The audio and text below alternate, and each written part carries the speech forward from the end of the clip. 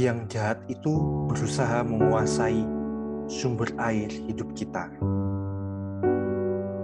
Singkat cerita, banyak daerah yang menyerah pada pasukan Holofernes yang ganas itu.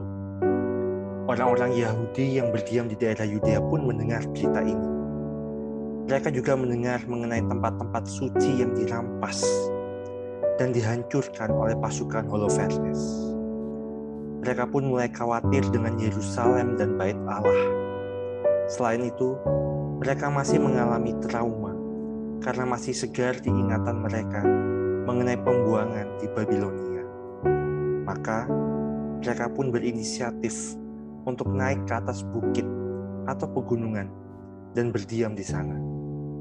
Mereka mencoba untuk menemboki perkampungan mereka itu dan menyediakan persediaan makanan untuk menyiapkan perang di sana.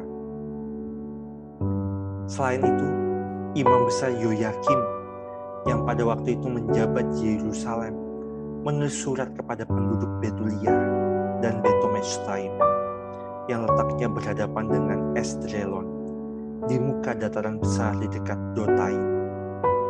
Para penduduk diperintahkan untuk menduduki sela-sela pegunungan karena itu jalan masuk ke Yerusalem.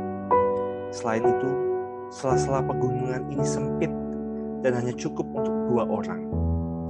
Dari situ mereka dapat menghalangi para musuh untuk mendaki.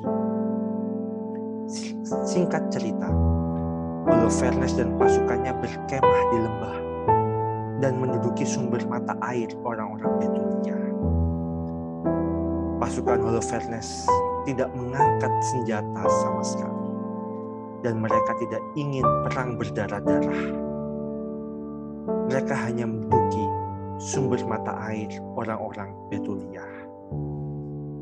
Disinilah kita dapat menemukan bahwa yang jahat mulai berusaha menguasai sumber air hidup kita tanpa menyerang sedikit pun, tanpa kekerasan.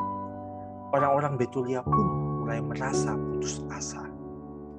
Dengan menguasai sumber mata air mereka, orang-orang Betulia bisa kelaparan dan kehausan. Dengan begitu, sedikit demi sedikit Holofernes pun dapat mengalahkan orang-orang Betulia tanpa sebuah usaha yang berarti. Yang jahat hanya menduduki sumber mata air kita di dalam hidup ini. Mari kita jaga mata air itu agar terus mengalir dan jangan sampai menjadi kering. Terima kasih. Sampai berjumpa di episode